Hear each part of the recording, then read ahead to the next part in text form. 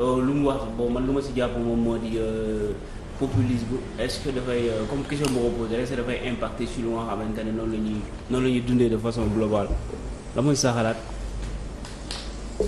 ak tamit boobu est-ce que faut retourner je sais pas une dictature boo fay en une personnalité boo xamante ne personnalité bu am rigueur boo xamante ne mën na tax Sénégal ñëpp a yaru su ma ko mënee waxee noonu. Personnalité au groupe de personnes peut-être pas un individu mais disons que le populisme dafa xaw a jafe quoi. À comprendre. Par exemple, Hitler c'est un populiste. Effectivement. C'est un fasciste.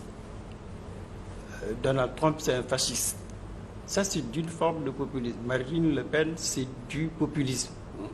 C'est un courant politique qui est là, structuré, qui se bat, qui respecte les règles démocratiques, les élections, mais une fois au pouvoir, ils font autre chose. C'est ça. Nous, au Sénégal, on est très loin de ce populisme-là. Très loin. Maintenant, mais il y a du populisme. Non. Il n'y a pas encore de populisme au Sénégal. On a, depuis Senghor jusqu'à Diomaye, on n'a pas un régime populiste. On ne l'a pas. Mais ñu bëri nee na gars yi populiste la. Oui, mais ça, c'est des connotations idéologiques. Mais je veux dire que...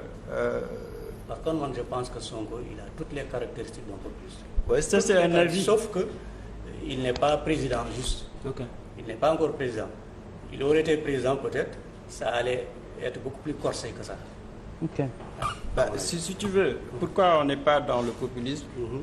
Parce que, c'était tout à l'heure Salvador, les pays latinos, c'est des pays à dictature militaire. C'est des pays très violents.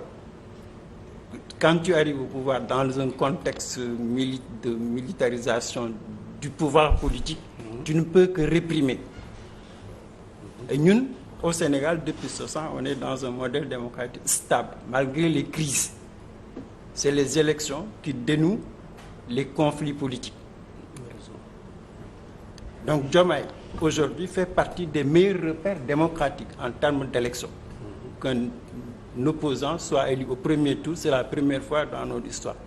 Donc ne serait-ce que de ce point de vue-là, on n'est pas du tout dans une logique de dictature ou populiste. Parce que c'est un modèle. Abdoulaye Wade ne l'a pas eu, par exemple. Pourtant, Wade a incarné toute la démocratie dont on parle. Tout à fait. amul kenn koo mën a comparer à Wade parce que moom il a incarné l'opposition, il a incarné le premier pouvoir de l'alternance. On peut pas dire que Wade est violent. Non, il ne l'a pas été. Donc le modèle Wade daf ko stabiliser mais Diomaye li mu am je pense que ça renforce le système démocratique. Donc ça c'est un, mais deuxièmement sur le plan politique, vous ne pouvez pas à l'échelle de l'Afrique, on ne peut pas ne pas voir qu'est-ce que ça représente la souveraineté politique et économique. Si tu es dans la trajectoire de la souveraineté politique et économique, tu ne peux pas être populiste parce que quand tu prends le meilleur repère, c'est Nkrumah. Nkrumah n'est pas du tout un populiste.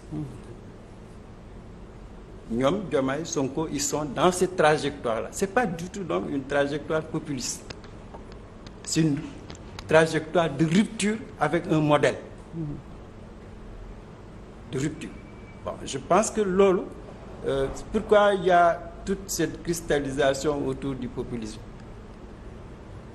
Mais parce qu'il y a une mauvaise lecture de la presse. Je pense honnêtement que Diomaye, la majorité présidentielle, a une mauvaise lecture de la presse. Très mauvaise. C'est-à-dire qu'ils arrivent au pouvoir, ils ont dans leur tête une psychose, que cette presse-là, elle a été un instrument de validation de la liquidation du Pastef et d'Ousmane Sonko. Sonko a été victime de la presse. C'est ça psychologiquement qu'il traîne. S'il a émergé, c'est grâce aux réseaux sociaux.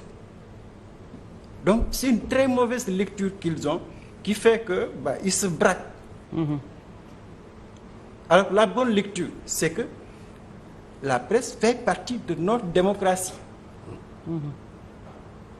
Wade a essayé, Wade a eu d'énormes problèmes avec le Walf Sud Témoin. Ça a été très dur. Parce que bu mu ñëwee ci nguur Wade dafa yaakaaroon presse bi daf koy jàppale gunge ko. Mais tout de suite, rappelez-vous, il y a une crise très sérieuse entre Wade et la presse. Mais il a fallu que moom, dès qu'il a compris que presse bi mënu ci dara dafa bokk ci démocratie, il a apaisé. Mais ñi, l'actuelle majorité doit faire une lecture critique. C'est-à-dire que la presse fait partie de la démocratie. Mënuma xeex presse bi nga xam ne ci démocratie la bokk. Mais en même temps, je dois faire un effort politique. Le plan de relance, gis nga l'option de souveraineté, mënoo am souveraineté politique et économique si tu n'as pas une presse indépendante. C'est pas possible. Cette presse indépendante là moom moo nar a boot l'entreprise nationale.